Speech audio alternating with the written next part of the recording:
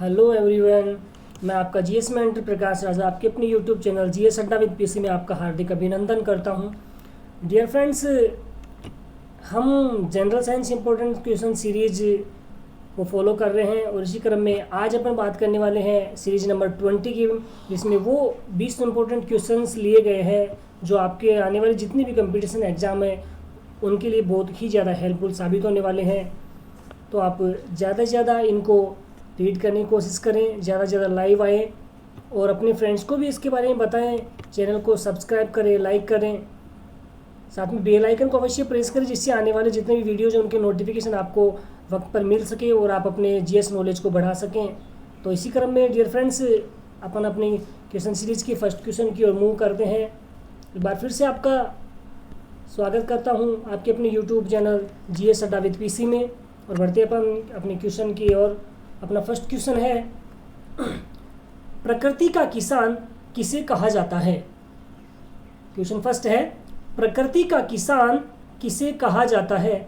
Option 1 lichen को, option 2 मनुष्य को, ऑप्शन 3 माइकोप्लाज्मा को और ऑप्शन 4 मशरूम को। तो डियर फ्रेंड्स, आपको बताना है कि जो प्रकृति का किसान किसे कहते हैं।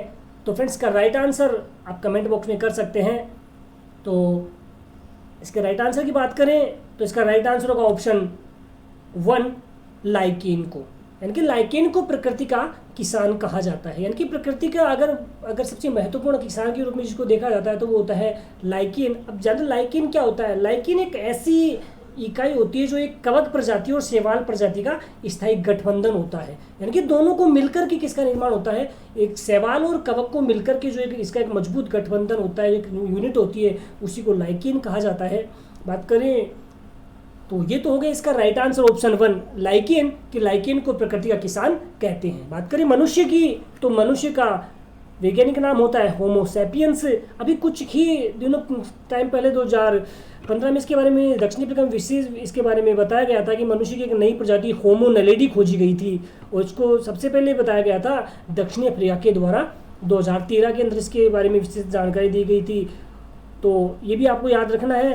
बात करें माइकोप्लाज्मा की तो माइकोप्लाज्मा जीवाणु के सबसे छोटे आकार के सजीव होते हैं। यानी कि जीवाणु से भी छोटे आकार के सजीव कौन होते हैं? माइकोप्लाज्मा होते हैं। माइकोप्लाज्मा को सबसे पहले लुईस पास्चर ने पशुओं में एक रोग होता है जिसको प्लूरोनिमोनिया कहते हैं।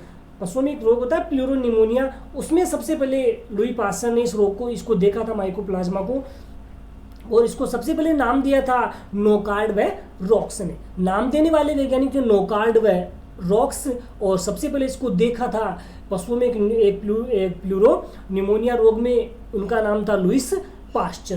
बात करें इनसे होने वाले और भी रोग, पशुओं में कई प्रकार के रोग होते हैं। इससे पहले अपन जान लेते हैं कि इनकी सेल्स का आकार क्या होता है। तो इनकी सेल्स का आकार होता है 1000 nm से 5000 nm, कहने मतलब 1000 नैनोमीटर से 5000 नैनोमीटर के बीच इनकी एक सेल्स का आकार होता है। अब जानते हैं कि इनसे पशुओं में कौन कौन से रोग होते हैं। तो पशुओं में एक जननांग शोध, यानी कि उनके जो रिप्रोडक्टिव ऑर्गन्स होते हैं उनसे रिलेटेड इन रोग होता है। इसके अलावा जो भेड़ बकरियां होती है उनमें एक बकरी का रोग होता है जिसका नाम है एगेलेक्टिया रोग। ओके, बात करें मशरूम की तो मशरूम को सबसे पहले इवानोव्स्की ने 1892 में इसके बारे में विस्तृत अध्ययन किया था और बताया, इसके बारे में जानकारी दी थी कि मशरूम भी एक प्रकार का रूप होता है। तो इसी तरह एक होता है TMV जिसको टोबैको मोज़ेक वायरस कहते हैं, उसके बारे में विस्तृत अध्ययन किया था स्टेनले ने 1935 में। तो ओके फ्रेंड, आप अच्छे से समझ पाए होंगे। तो बढ़ते हैं अपन नेक्स्ट क्वेश्चन की ओर। नेक्स्ट क्वेश्चन है, वायरस कण के आवरण को क्या कहते हैं? ऑप्शन 1 अधिचर्म, 2 कोशिका झिल्ली, 3 कैप्सिड, 4 मज्जा। तो आपको बताना है जो विषाणु होते हैं, वायरस होते हैं, उनके ऊपर एक कठोर आवरण की परत चढ़ी होती है, उसको क्या कहा जाता है? तो डियर फ्रेंड्स, इसका राइट आंसर होगा ऑप्शन 3 कैप्सिड या कैप्सूल उसे अपन कहते हैं। जो वायरस के चारों पर एक आवरण होता है उसको क्या कहते हैं? कैप्सिड कहते हैं। अधिचर्म होती है हमारी त्वचा का ही एक प्रकार होता है जिसको एपिडर्मिस कहा जाता है। कोशिका झिल्ली, कोशिका के चारों ओर एक अर्धपारगम्य झिल्ली का आवरण होता है जिसको अपन कोशिका झिल्ली कहते हैं। ओके फ्रेंड, बढ़ते हैं नेक्स्ट क्वेश्चन की ओर। TMV का आनुवांशिक पदार्थ है। ऑप्शन 1 RNA व DNA, 2 केवल RNA, 3 केवल डीएनए, 4 प्रोटीन व लिपिड। तो आपको बताना है जो टीएमई जो टोबैको मोजेक वायरस है, जिसको सबसे पहले इसके बारे में विस्तृत जानकारी दी स्टेनले ने 1935 में, स्टेनले नामक वैज्ञानिक ने 1935 में टीएमवी के बारे में बताया था। और उन्होंने बताया कि इसमें एक विशेष प्रकार का आनुवांशिक पदार्थ होता है, तो आपको वो बताना है कौन सा है। तो इसका राइट आंसर होगा ऑप्शन 2 केवल आरएनए, यानी कि राइबोस न्यूक्लिक एसिड होता है जो टीएमवी के लिए एक आनुवांशिक पदार्थ के रूप में कार्य करता है। ओके फ्रेंड, बढ़ते हैं नेक्स्ट क्वेश्चन की ओर। मनुष्य में बांझपन का कारण क्या है? Option 1 mycoplasma hominis, 2 mycoplasma pneumoniae, 3 mycoplasma Aurel और 4 माइकोप्लाज्मा सैलाइवेरम। तो आपको बताना है जो मनुष्य के अंदर जो बांझपन का लक्षण देखने को मिलता है उसका मेन वजह क्या होती है। तो फ्रेंड्स का राइट आंसर होगा ऑप्शन 1 माइकोप्लाज्मा होमिनिस, यानी कि माइकोप्लाज्मा होमिनिस एक ऐसा जीव होता है जिसकी वजह से मनुष्य में बांझपन के लक्षण दिखाई देते हैं कि मनुष्य बांझपन का शिकार हो जाता है। ओके फ्रेंड, बढ़ते हैं नेक्स्ट क्वेश्चन की ओर। थ्योरी एलिमेंट्री डी ला बोटेनिक के लेखक कौन है?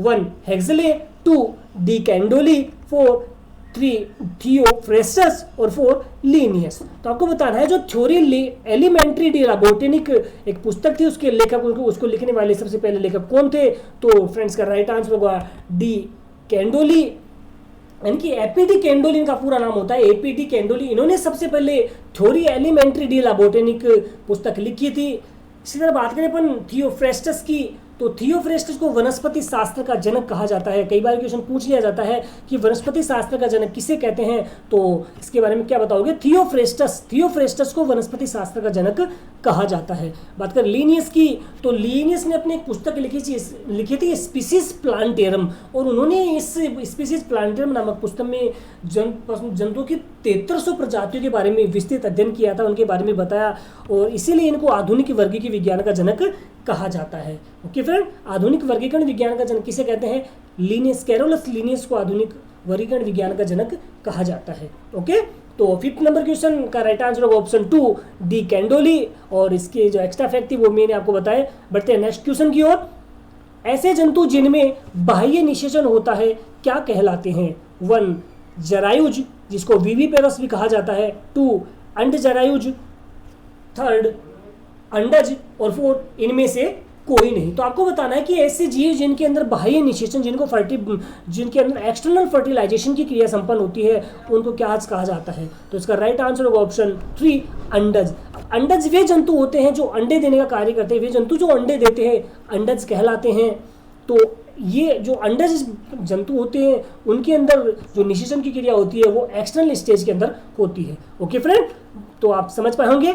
बढ़ते हैं नेक्स्ट क्वेश्चन की ओर। मिराबिलिस जलापा के पौधे में संकरण किस नियम का विचलन है? नंबर 1 प्रभाविता का नियम, 2 अप्रभाविता का नियम, 3 सहप्रभाविता का नियम, 4 पृथक्करण का नियम। तो आपको बताना जो मिराबिलिस जलापा नाम का जो एक पौधा होता है उसमें जो संकरण में क्रॉस की जो क्रिया है वो उसके नियम का विचलन क्या है? तो फ्रेंड्स इसका राइट आंसर होगा ऑप्शन 1 प्रभाविता का नियम, यानी कि प्रभाविता के नियम के आधार पर अपन बता सकते हैं कि जो मिराबिलिस जलापा होता है उसके पौधे के संचरण में जो नियम का विचलन होता है वो होता है प्रभाविता का नियम। तो ओके फ्रेंड, आप समझ पाए होंगे। बढ़ते हैं नेक्स्ट क्वेश्चन की ओर। छुई मुई की पत्तियों को छूने पर मुरझा जाती हैं, क्यों? आपको बताना है कि जो छुई मुई का पौधा होता है उसकी पत्तियों को जो अपन टच करते हैं वो पत्तियां सिकुड़ जाती हैं, मुरझा जाती हैं। तो इसका क्या कारण हो सकता है? तो ऑप्शन 1 है पत्तियां कोमल होती हैं, 2 रंध्र बंद होते हैं, 3 पर्णाधार पर स्फीति दाब परिवर्तित हो जाता है, और 4 उपरोक्त में से कोई नहीं। तो जो छुई मुई की जो पत्तियां होती हैं उनको छूने पर क्या होता है कि जो उनके जो पर्ण का आधार, इनकी पर्ण का जो ऊपरी जो आवरण का हिस्सा होता है उस पर स्फीति दाब जो प्रेशर होता है उसमें चेंज हो जाता है, और उसी वजह से छुई मुई की पत्तियां क्या होती है आपस में सिकुड़ कर मुरझा जाती है। ओके फ्रेंड, तो इसका राइट आंसर होगा ऑप्शन 3 पर्णाधार पर स्फीति दाब परिवर्तित हो जाता है। तो आई होप सो आप समझ पाए होंगे। बढ़ते हैं नेक्स्ट क्वेश्चन की ओर। फाइटोक्रोम किसमें मिलता है? 1 शैवाल में, 2 ब्रायोफाइट में, 3 पुष्पीय पौधों में, 4 उपरोक्त सभी में। तो आपको बताना है फाइटोक्रोम किस में मिलता है, तो इसका राइट आंसर होगा ऑप्शन 4 उपरोक्त सभी, यानी कि शैवाल में, ब्रायोफाइटा में और पुष्पीय पौधों में सभी में क्या पाया जाता है, फाइटोक्रोम पाया जाता है। ओके फ्रेंड, बढ़ते हैं नेक्स्ट क्वेश्चन की ओर।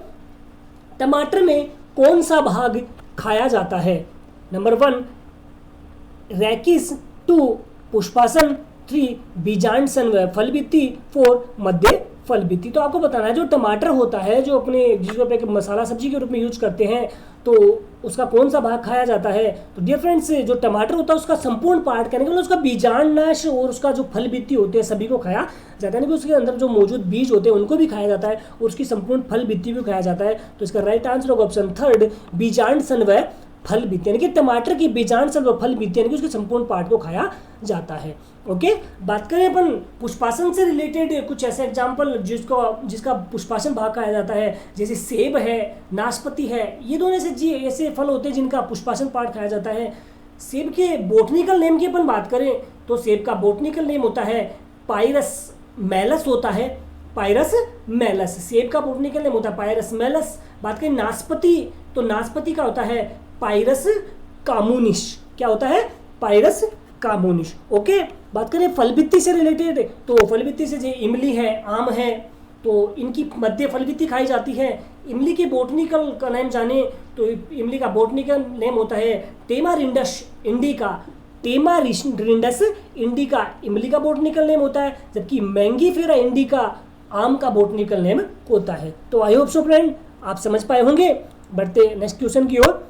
इलेक्ट्रॉनीय चालकता में आवेश वाहक होते हैं आयन, 2 इलेक्ट्रॉन, 3 प्रोटॉन, 4 लवण। तो आपको बताना है जो इलेक्ट्रॉनिक चालकता होती है, इलेक्ट्रॉनिक कंडक्टिविटी होती है, उसमें जो आवेश वाहक होते हैं वो क्या होते हैं? तो इसका राइट आंसर होगा आयंस। तो आयंस होते हैं वो इलेक्ट्रॉनिक चालकता में आवेश वाहक के रूप में कार्य करते हैं। Okay friend, next question. Soda water क्या होता है? नंबर 1 जल में गैस का विलयन, 2 गैस में जल का विलयन, 3 गैस का गैस में विलयन, 4 ठोस का जल में विलयन। तो आपको बताना है जो सोडा वाटर होता है वो क्या होता है? तो फ्रेंड्स का राइट आंसर होगा ऑप्शन 1 जल में गैस का विलयन। कि जल के अंदर जब H2O जब किसके साथ में, कार्बन डाइऑक्साइड के साथ क्रिया करती है तो किसका निर्माण होता है? सोडा वाटर का निर्माण होता है। कि सोडा वाटर बनाने में किसका उपयोग करते हैं? कार्बन डाइऑक्साइड गैस का उपयोग करते हैं। तो जल में जब गैस का विलयन होगा तो क्या बनेगा? सोडा वाटर बनता है। ओके फ्रेंड, बढ़ते हैं नेक्स्ट क्वेश्चन की ओर। सिलिकोसिस बीमारी किनमें देखने को मिलती है? नंबर 1 कपास का काम करने वालों में, 2 पत्थर तोड़ने वालों में, 3 एस्बेस्टस का काम करने वालों में और 4 उपयुक्त सभी में। तो आपको बताना है जो एक सिलिकोसिस नाम की बीमारी होती है वो किन के अंदर देखने को मिलती है? तो डियर फ्रेंड्स इसका राइट आंसर होगा ऑप्शन 2 पत्थर तोड़ने वाले, यानी कि जो बड़ी बड़ी पत्थरों की खदानें होती हैं उनके अंदर जो पत्थर तोड़ने का काम करते हैं उनमें ये विशेष प्रकार की बीमारी जिसको सिलिकोसिस बीमारी कहते हैं ये देखने को मिलती है। ओके फ्रेंड, बढ़ते हैं नेक्स्ट क्वेश्चन की ओर। CFC का प्रयोग किया जाता है। नंबर 1 प्रशीतकों में, 2 प्लास्टिक के निर्माण में, 3 बिजली के उपकरणों की सफाई में और 4 उपरोक्त सभी में। तो आपको बताना है जो क्लोरोफ्लोरोकार्बन गैस होती है उसका प्रयोग कहाँ किया जाता है? तो इसका राइट आंसर होगा ऑप्शन 4 उपरोक्त सभी, यानी कि प्रशीतकों में ठंडे जो उपकरण बनाने के उपकरण उनमें, प्लास्टिक के निर्माण में और बिजली के उपकरणों की सफाई में किसका प्रयोग करते हैं? CFC का प्रयोग किया जाता है। तो इसका राइट आंसर ऑप्शन 4 उपरोक्त सभी में। बढ़ते हैं नेक्स्ट क्वेश्चन की ओर। सोडियम बेंजोइट क्या है? नंबर 1 कृत्रिम मधुकरण कर्मक पदार्थ को मीठा करने में प्रयोग, नंबर 2 खाद्य रंग में, 3 परिरक्षक में और 4 प्रति ऑक्सीकारक में। तो आपको बताना है कि सोडियम बेंजोइट वो क्या चीज़ होती है? तो सोडियम बेंजोइट होता है एक परिरक्षक के रूप में इसका उपयोग करते हैं। किसके रूप में उपयोग करते हैं? परिरक्षक, यानी कि खाद्य परिरक्षक के रूप में इसका उपयोग किया जाता है। बढ़ते हैं नेक्स्ट क्वेश्चन की ओर। विद्युत चुंबकीय तरंगों के अस्तित्व को प्रयोग द्वारा दर्शाया था। आपको बताना है किस वैज्ञानिक ने सबसे पहले विद्युत चुंबकीय प्रयोगों के अस्तित्व के बारे में बताया था? तो नंबर 1 हाइगेन ने, 2 यंग ने, 3 हर्टज ने और 4 मैक्सवेल ने। तो फ्रेंड्स का राइट आंसर होगा ऑप्शन 4 मैक्सवेल, कि मैक्सवेल नामक वैज्ञानिक ने सबसे पहले विद्युत चुंबकीय तरंगों के अस्तित्व के बारे में विस्तार से अध्ययन किया था और उन्होंने बताया कि जो चुंबकीय होती है, जो विद्युत चुंबकीय तरंगें होती हैं उनका भी एक अपना अस्तित्व होता है। ओके फ्रेंड, बढ़ते हैं नेक्स्ट क्वेश्चन की ओर। रेडियो एक्टिव सक्रियता का मात्रक है? नंबर 1 क्यूरी, 2 हेनरी, 3 रदरफोर्ड और 4 1 व 3। तो रेडियो एक्टिव सक्रियता का मात्रक होता है क्यूरी व रदरफोर्ड। तो राइट आंसर होगा ऑप्शन 4 1 व 3, यानी कि क्यूरी व रदरफोर्ड दोनों रेडियो एक्टिव सक्रिय के मात्रक होते हैं। ओके फ्रेंड, आप समझ पाए होंगे। बढ़ते हैं नेक्स्ट क्वेश्चन की ओर। प्रकाश की द्वैत प्रकृति किससे संबंधित है? नंबर 1 हाइगेन से, नंबर 2 प्लांक ने, 3 मैक्सवेल ने और 4 डी ब्रोगली ने। तो प्रकाश की द्वैत प्रकृति को सबसे पहले समझाया था डी ब्रोगली ने। डी ब्रोगली ने अपनी एक चुंबकीय तंग सिद्धांत से रिलेटेड अपनी एक इक्वेशन दी थी और उसके आधार पर उन्होंने बताया था कि जो प्रकाश की प्रकृति होती है वो द्वैत प्रकृति, 2 तरह की प्रकृति रखता है। कौन? प्रकाश। ओके फ्रेंड, बढ़ते हैं नेक्स्ट क्वेश्चन। साबुन के घोल में बुलबुला श्वेत प्रकाश में रंगीन किस कारण से दिखाई देता है? नंबर 1 प्रकीर्णन के कारण, नंबर 2 विवर्तन के कारण, 3 व्यतिकरण के कारण और 4 विक्षेपण के कारण। तो आपको बताना है जो साबुन के घोल में, जब अपन साबुन का घोल देखते हैं उसमें जब झाग आते हैं तो उनमें जो बुलबुले दिखाई देते हैं वो किस वजह से वो रंगीन दिखाई देते हैं? तो इसका राइट आंसर होगा ऑप्शन 3 व्यतिकरण के कारण। व्यतिकरण के कारण कहने का मतलब जो प्रकाश की जो प्रकाश तरंग होती हैं जिनकी आवृत्तियां समान व समय के साथ परिवहन में जो एक उनका स्थान नियत होता है, उस कंडीशन में जो क्रिया होती है उसी के कारण, जिसको अपन व्यतिकरण कहते हैं, उस वजह से साबुन के घोल में बुलबुला श्वेत प्रकाश में भी रंगीन दिखाई देता है।